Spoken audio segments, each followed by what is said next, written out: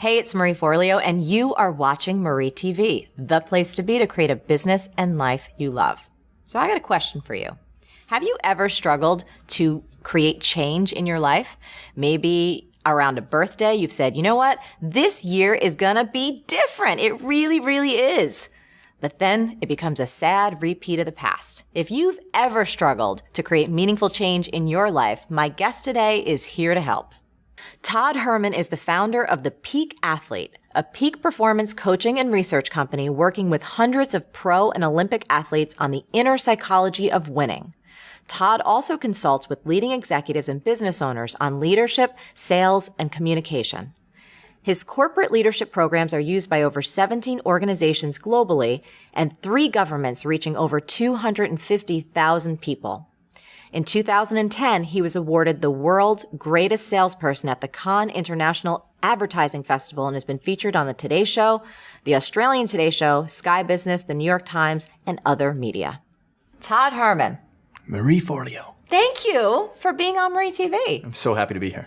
So, I think you're amazing, and you and I have been friends for years. And, you know, one of the coolest things that you taught me, and this was a few years back, was on the biology of change. And it's this concept and these ideas that really have stuck with me. So I'm so excited to have you share that with everybody here today. So let's get right into it. What's happening on a cellular level when we try and create some kind of change, a new habit, you know, learn a new skill, anything like that? Well, there's a chemical cocktail of change that's happening inside of us, and it's working from the inside out.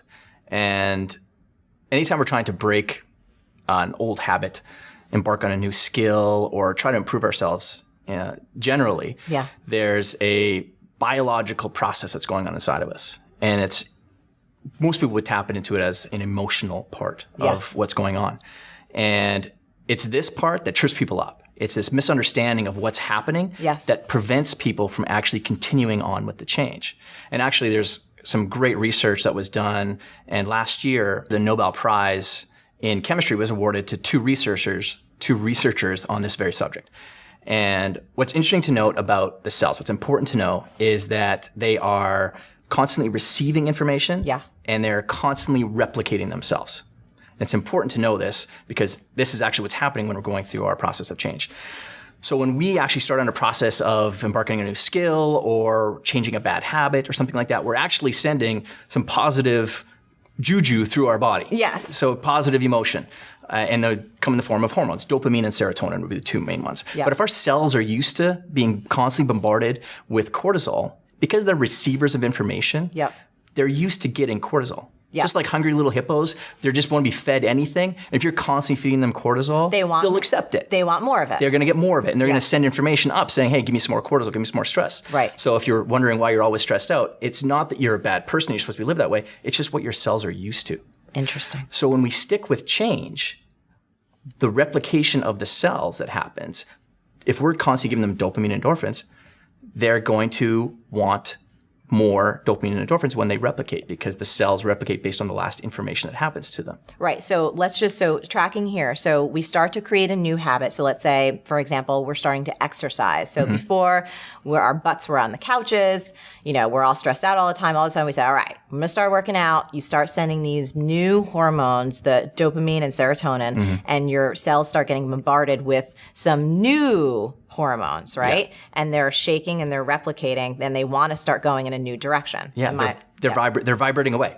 Because they're not used to getting this information, so they need to vibrate to accept it. Right. Because they need to change their receptor sites to allow in this new information. Yes. And it's this vibration that trips people up. This is the cause of what we would call self-sabotage and resistance many times in people. Because they interpret this, this doesn't really feel good, it doesn't feel right to me. And that's their own story that they're attaching to the cellular change that's happening. Now, you got to remember that those cells don't automatically always want the good stuff right away because there's still elements of the need for cortisol. So you are going to still get some stress going on in your body. But over time, if we just stick with it, that's why the greatest breakthroughs always happen when you're wanting to quit almost. And then around the next corner is this massive change that happens for us. Yes. Right. And it's this knowing part. When I've shared this with clients, and even when we talked about it for the first time, it was just people relax into it because now it explains so much of why sometimes we've quit when we've been doing something that was really positive, but just knowing that this is how we work, Yes. people can relax into the change more. It's like, you know what? Now I know what to expect.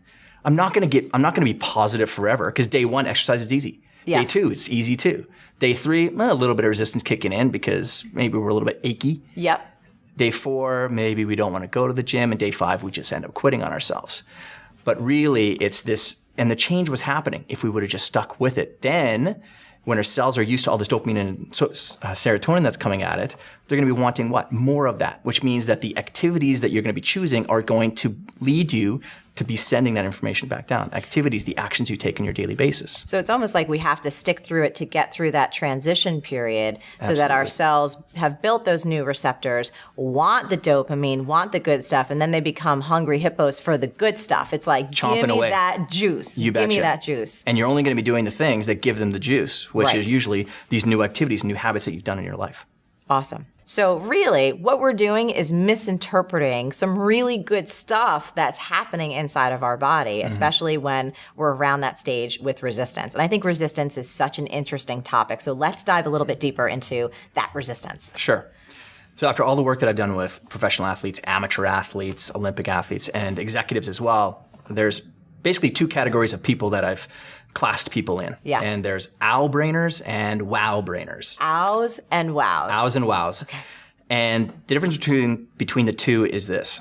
Owl brain people, when they're faced with a challenge, some sort of obstacle, when they're going through, say, a process of change, will automatically start the dialogue or the story that they tell themselves. So they feel this sort of vibration that's going on, and then what they attach to it is, I'm not really feeling this. Oh, this isn't right for me. Why should I bother anyway? I've always been like this.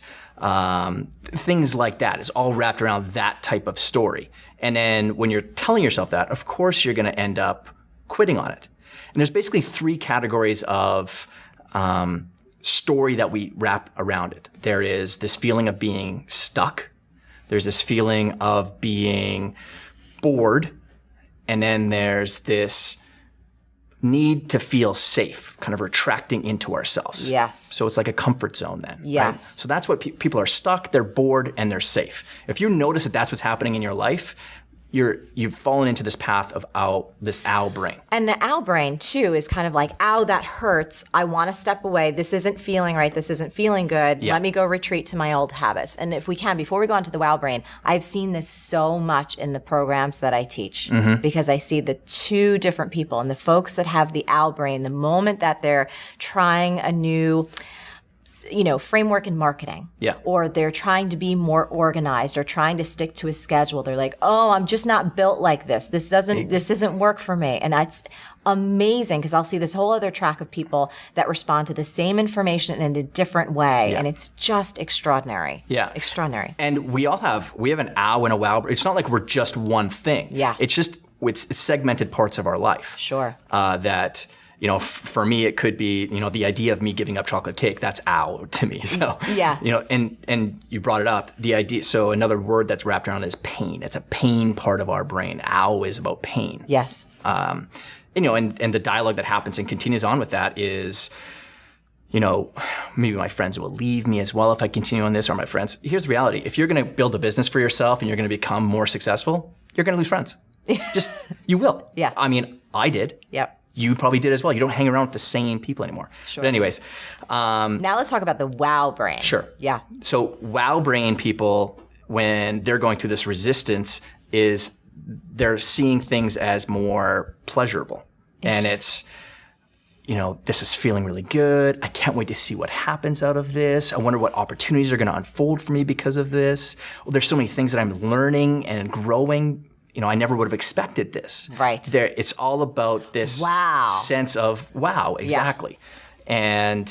And then so 3 other categories that they revolve around is growth is one big thing. Confidence is another. And the other one is adventure.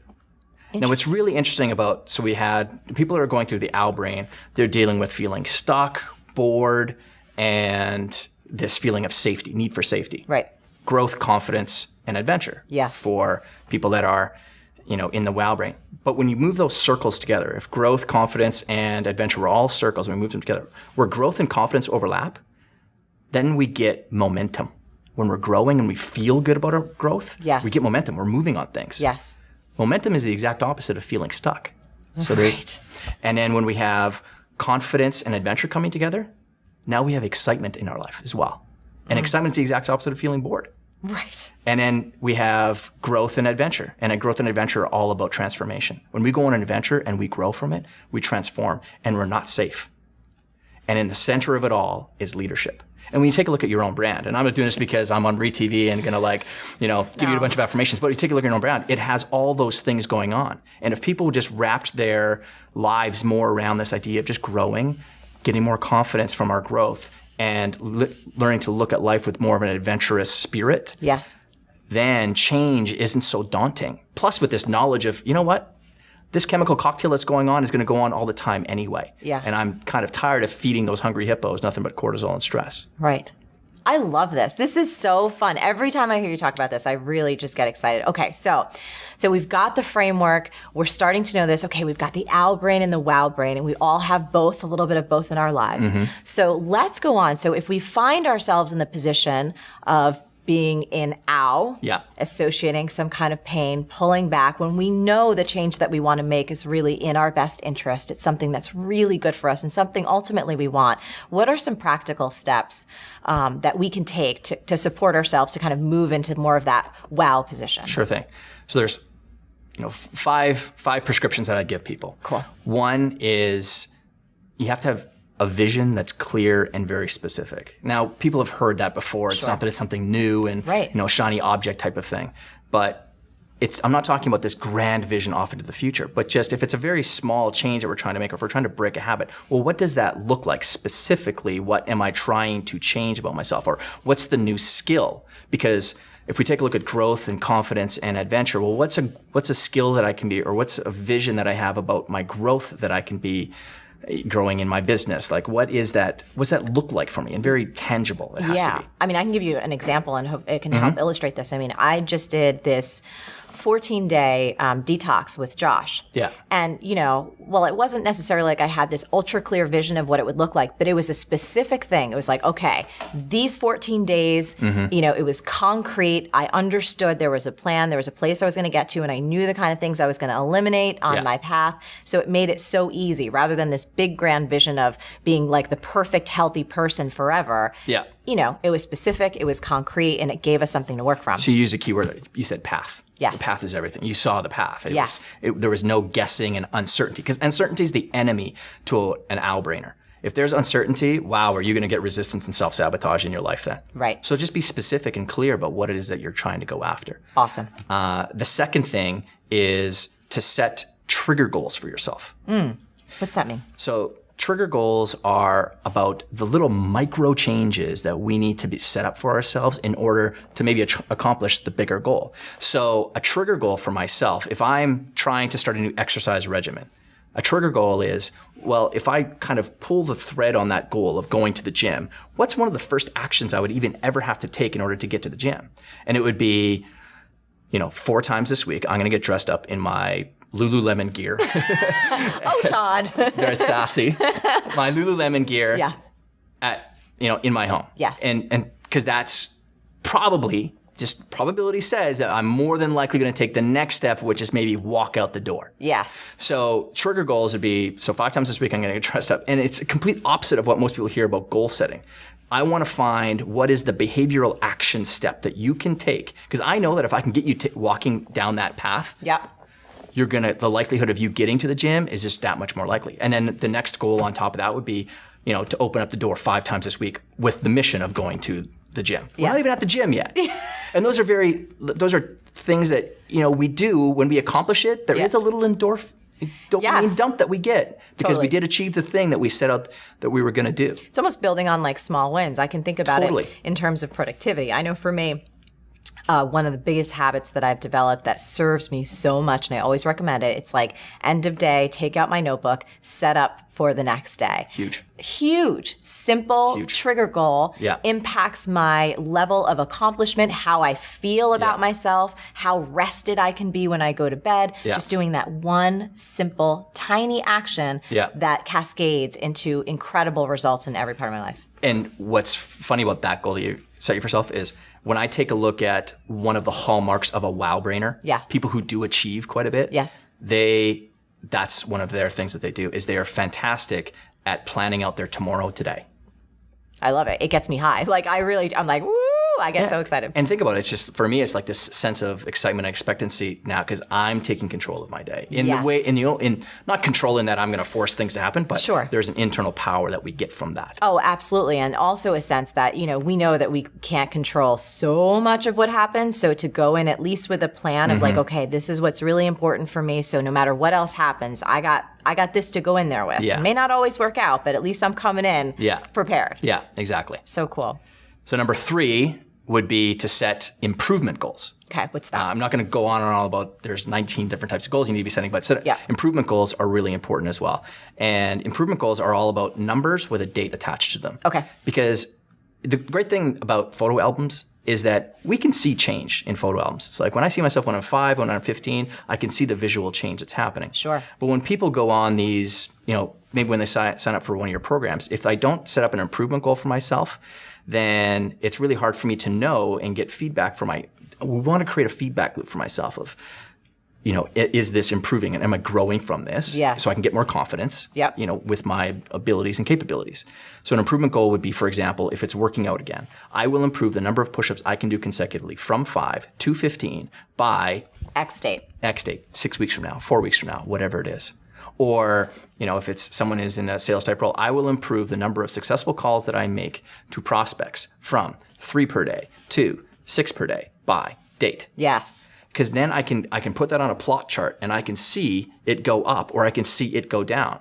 And then the feedback loop says, oh, no wonder my sales are dropping because I'm not doing that one little activity. I don't need to beat myself up over it. It's just an improvement goal. Yes. And it's, it's that classic old phrase, right? Anything measured improves, anything measured and reported improves exponentially. Exactly. And, again, I'll go back to this detox I was doing. It's related, but I drew 10 little glasses on my one sheet of paper every day because that was what I needed to do, is to have 10 full glasses of water every day. And I got such a high out of like ticking those little babies off. Yeah. It just feels good. But now I have a record, as you say, of exactly what I did. And I was like, yeah. Yeah.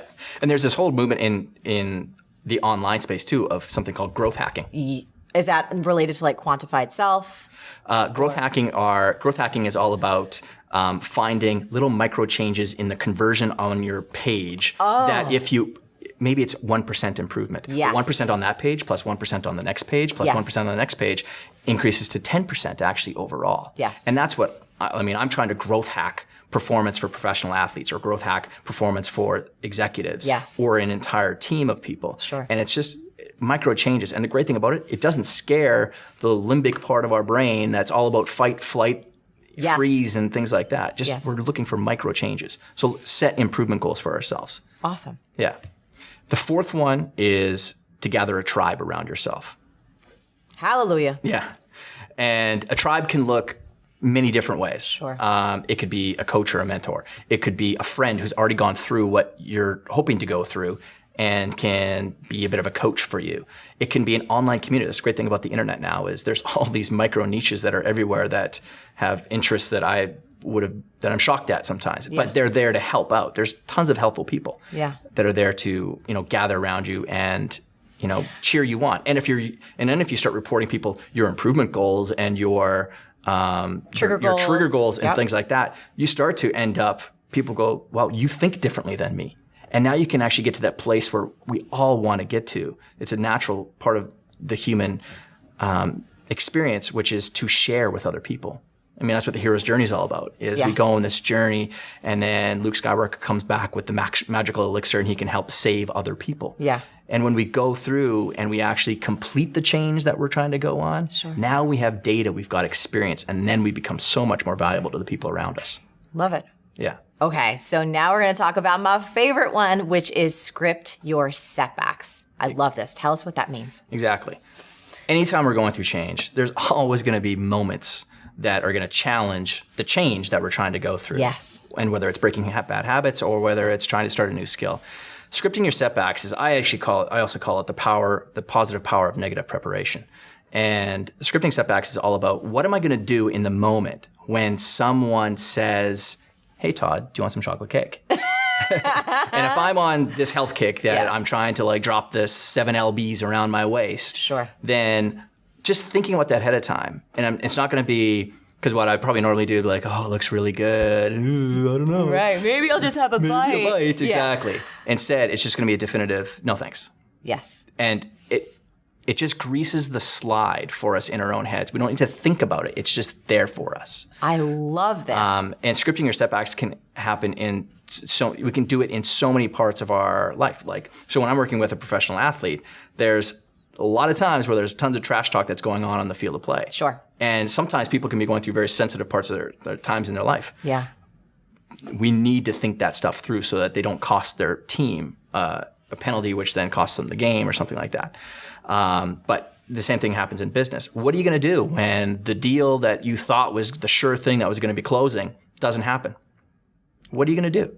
What are you going to do when you want to put that video out or that blog post or the book proposal and you get rejected or criticized or whatever? Because it will happen. Yes. It will happen. Yes. Absolutely it will. And it's, what am I going to feel? Yeah. So it's not just the doing part. What am I going to feel as well? Yeah. What am I going to see? Who am I going to call? Yes. Do I have a support system around me? Yes. And make it just like that. Don't think about it. Just do it. That's what the power of doing the trigger goals is as well. Just have my Lululemon pants laying out for me, so I don't have to think about it too much. Right. Just have them staring me in the face. But scripting your setbacks is exceptionally powerful. Everyone talks about positive thinking, but really there's a lot more power in actually thinking through the challenges. Because if we think that life is one big Pollyanna episode, it's just not. And we would talk about it in the context of it's just mental weakness, because I talk about mental toughness so much. Sure. Mental toughness is knowing what to do when things aren't going well. Yeah. I love, or even like scripting your setbacks, that, it just opens up this whole, like, so many file folders I feel like we could go down. I know, even when, especially because I know eating and being healthy and taking care of your body, it's something I feel like all of us strive for. And there's always kind of a different level and something we're experimenting with. Again, back to this detox, just because it was recent. Yeah. I was traveling and going to speak at a seminar right in the midst of like kind of one of the most intense parts of it. And it was 14 days long. And so in the idea of scripting setbacks, I planned out all my meals. I knew I was going to be on the plane. I brought my snack, I planned everything out so that I wouldn't be stuck in a hotel room going like, what am I going to eat? I want to kill myself. And then a cheeseburger comes, or, like whatever. Exactly. Yeah. Because it's in those moments of weakness when we usually make this decision that takes us away from really the goals that we're trying to go after. Yes. And this gets to the other point of, we're expending willpower throughout our entire day. So if we're waiting to the end of the day and expecting ourselves to follow through on a whole bunch of change, it's treating ourselves, very poorly, really. Yeah. Because we should be front loading our day with all the change that we're trying to do. So, Todd, this was fantastic. Thank you so much for taking the time out today. I know you have a new baby girl in your life. Yes. And she is beautiful. I love Molly. And obviously I love your wife, Val. She's amazing too. Thank you so much. So I really appreciate you being here with all of us and sharing this incredible knowledge. I feel like people are going to just freak out. I love it. It just helps me out, since we had that conversation years ago. So thank you. Well, it was awesome. So now Todd and I have a challenge for you. So take a look in your own life. When you're trying to create change, do you have an owl brain or a wow brain? And obviously we both have both, but where do you tend to go most often? And if you've been having a hard time trying to make any kind of change recently, which one of the 5 steps do you feel will help you the most? Tell us all about it in the comments below. Now, as always, the best conversations happen after the episode over at marieforleo.com, so go there and leave a comment now. Did you like this video? If so, subscribe and share it with your friends. And if you want even more great resources to create a business and life that you love, plus some personal insights from me that I only talk about in email, get those sweet buns over to marieforleo.com and sign up for email updates. Stay on your game and keep going for your dreams because the world needs that special gift that only you have. Thank you so much for watching, and I'll catch you next time on Marie TV.